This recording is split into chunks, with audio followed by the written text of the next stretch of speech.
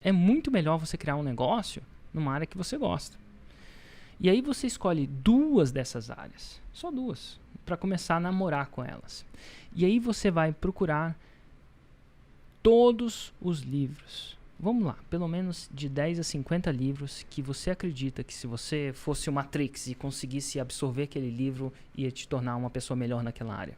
Então vamos supor que seja desenvolvimento pessoal. Vou lá nos melhores vendidos, eu gosto dos melhores vendidos, né? Porque a prova social afeta a mim também. A gente pode gravar um podcast todo sobre prova social, mas enfim, os mais vendidos quer dizer, se eles são mais vendidos, quer dizer que são mais recomendados. Se são mais recomendados, quer dizer que tem uma chance de ser bom. E aí eu vou lá e vou pegar aqueles livros. E aí, cara, são 3 pilares que sustentam todo 6 em 7. Lista, lançamento e produto. Aqui nesse podcast eu vou te mostrar onde deve estar o seu foco. Porque quando você foca naquilo que você tem controle, os resultados vêm no longo prazo. Porque o fato é o seguinte, a dor passa, mas o 6 em 7 fica. Podcast 6 em 7. Aqui nós discutimos as estratégias na sua jornada para chegar no seu primeiro 6 em 7. Isso é, 6 dígitos de faturamento em 7 dias. Eu sou Thiago Batista. Eu sou o Gui Cardoso. E eu sou o Érico Rocha. Mas por que você não começou esse podcast falando seja muito bem-vindo, aqui é o Thiago Batista, vamos comentar o podcast 6 em 7. O Mancha, não ficou claro que estava começando, mas tá tudo bem, cara. Então seja muito bem-vindo aqui ao podcast 6 em 7. E o tema de hoje é não sei o que lançar. Como eu vou fazer o meu 6 em 7? E Érico, essa é uma pergunta que você recebe muito, né, cara? Pelo amor de Deus. Não Inclusive, tenho nem ideia do que lançar. O que você responde, geralmente? Meu Deus, primeiro, graças a Deus, a gente vai gravar uma resposta definitiva pra isso. Pra você linkar. A cada dia são... Não, a cada semana, a cada dia não, mas a cada semana são pelo menos umas 7, 10 vezes que eu tenho que responder. Tenho que não, que eu respondo isso no meu stories. Ou seja, esse episódio é pra te dar menos trabalho daqui pra frente. Menos trabalho. Inclusive, agora vai ser linkar. Espero que a gente responda essa pergunta de uma maneira categórica e definitiva, tal que a pessoa entenda o que ela pode fazer de modo prático, né? Mas voltando à sua pergunta, deixei aqui os R$100 do último podcast. Né? Inclusive o último podcast. Vai que eu preciso fazer uma aposta aí, Gui. Ganhar R$100 aqui. Quem não entende esses R$100 aqui da aposta, vê o último podcast que vai sair hoje. Às 4 da tarde. Eles vão divulgar a gravação do último podcast. Mas tá aqui os R$100. Vai que eu consigo tirar. Gui, trouxe R$100? Tá me provocando esses R$100 aí. Tá? Garoto. Então tá bom. Vamos lá. Vamos começar essa... Mas e qual foi a pergunta mesmo? Cara, o tema de hoje, voltando, é não sei o que lançar, como eu vou fazer meu 6 em 7. E muita gente pergunta, tipo, cara, eu não tenho nem ideia do que eu vou lançar, Érico. Eu queria saber o que você responde normalmente. O que você começa respondendo, né? Porque aqui a gente vai aprofundar bastante nesse tema. Seguinte, para fazer um 6 em 7, que são literais, R$100 mil em 7 dias, você vai precisar de um produto, certo? Vamos começar pelo básico. Você vai precisar de um produto. Você vai precisar ter um produto, né? Você vai precisar vender esse produto. Né? Básico. Não? Senão você não faz 6 em 7. E você vai precisar entregar esse produto. Porque vender sem entregar não é... Você não consegue vender alguma coisa que você não consegue entregar. Né? E aí que vem a sacada. Algumas pessoas têm produtos, serviços, alguma coisa que não tem condições de vender R$100 mil em 7 dias dele e entregar essa parada. Né? Então, primeira coisa que ele precisa é de um produto que ele seja capaz de entregar o equivalente a R$100 mil em 7 dias. Agora, que tipo de produto eu recomendo? Dá para fazer isso com diferentes tipos de produto? Dá. Dá para fazer isso com diferentes tipos de serviço? Dá. Mas que produto eu recomendo para fazer isso? O produto é... Inclusive, vou nem falar qual que é o produto. Vou falar como é que eu descobri o produto. Boa. Como é que eu descobri o produto? Chegou uma hora na história da minha empresa que eu tinha um produto que dizia onde estavam os leilões de imóveis no Brasil. Né? Era uma base de dados onde a gente lia todos os jornais onde divulgava os leilões de imóveis e, de alguma forma ou de outra, a gente punha esses detalhes nessa base de dados e vendia uma assinatura para isso, porque o cara que queria comprar imóvel em leilão não necessitasse de assinar tantos jornais para saber onde os leilões iam acontecer. Era tipo um relatório? Era ou um agregador de informação, né? Agregar tipo informação. um Google do... Eu vendia tempo. Uma lista dos leilões que saíam. Não sabe? era um... Tipo um Booking. Tipo um... Não, como é que chama aquele negócio que compara preços? Buscapé. É tipo um buscapé dos leilões. Uma ferramenta de agregar informação que está desorganizada e organizar ela. Nada de errado com isso.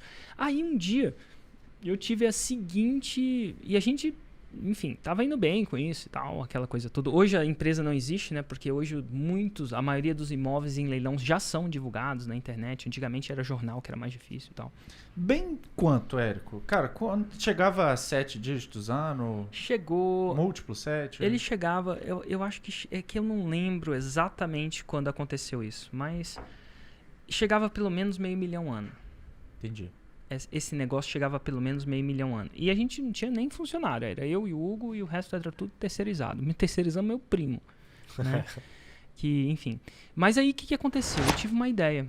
Eu pensei a seguinte coisa. E eu estou explicando isso para chegar qual é o tipo de produto ideal para você fazer um 6 em 7.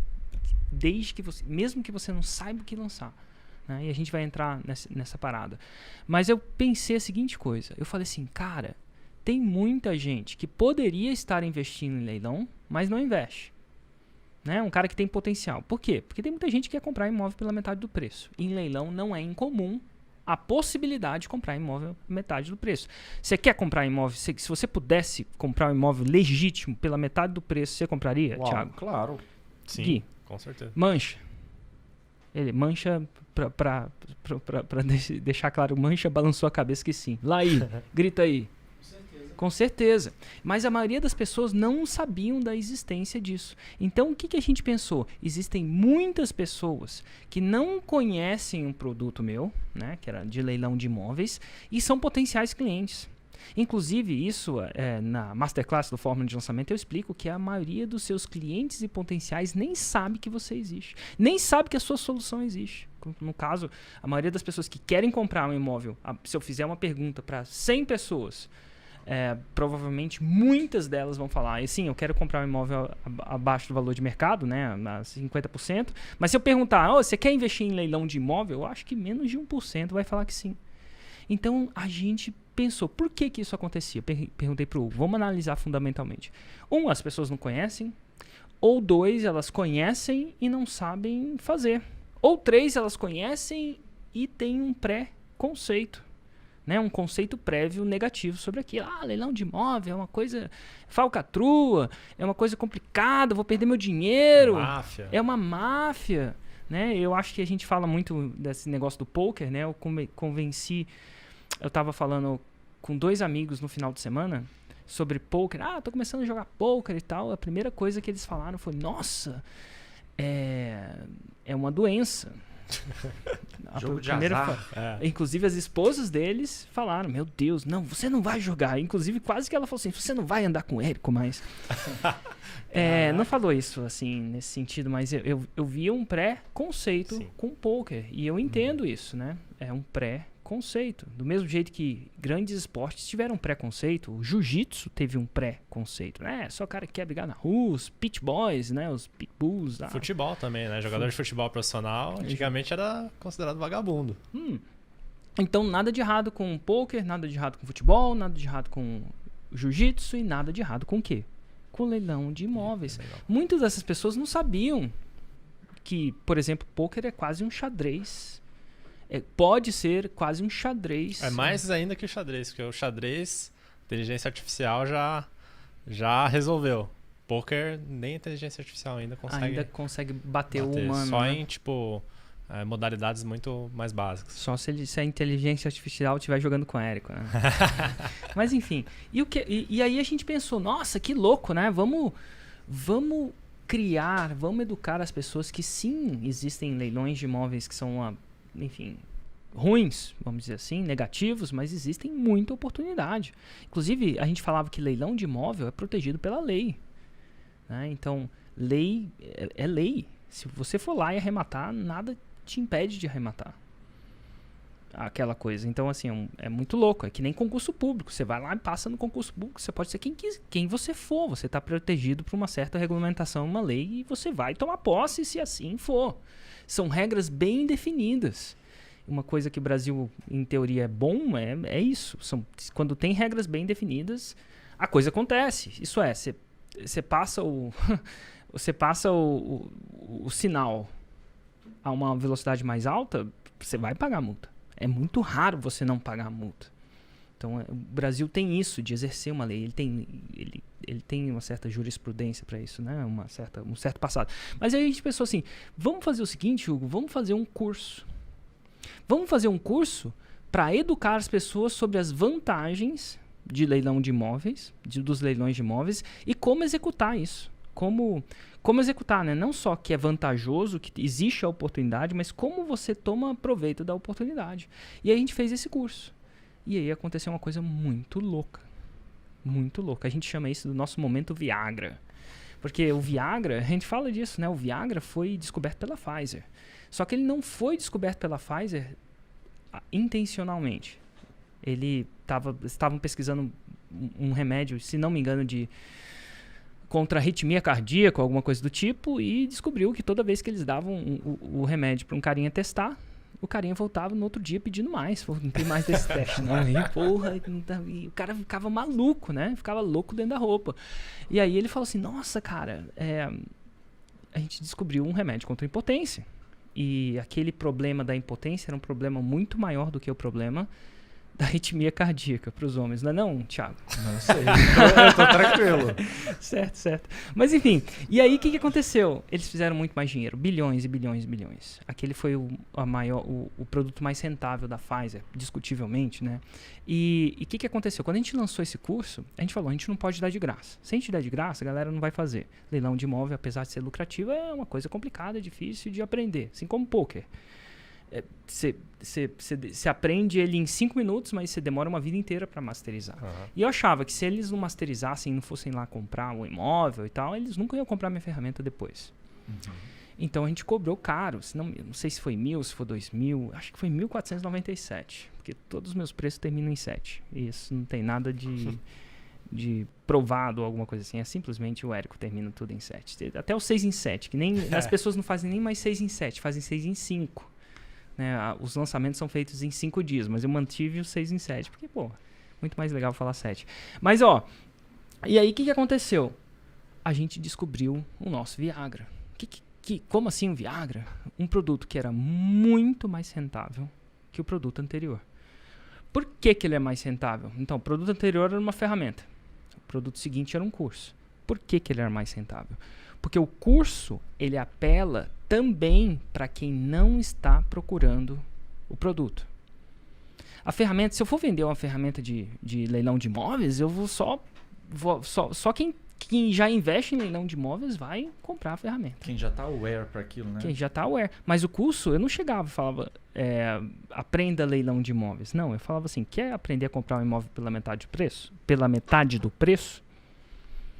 Então ele apelava para um universo 100, 200, quiçá 1000 vezes maior. Basicamente, eu aumentei o mercado incrivelmente. Usei a fórmula de lançamento, lancei ele. E, então, primeiro, mais volume. Segundo, o custo de produção do curso era baixíssimo. Por quê? Tudo que você precisa é o quê? Um celular com uma câmera. E alguém falando, no caso era meu irmão. Mais nada.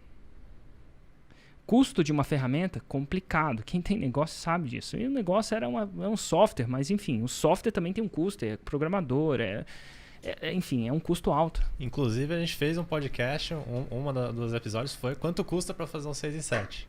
Total. Então dá uma olhada aí que a gente aprofunda bastante nesse podcast número 4, né? Ixi, aí difícil. 4 ou 5 por aí. 4 ou 5. Mas enfim, então assim, olha só, eu vendia mais um produto que tinha um custo menor, muito menor.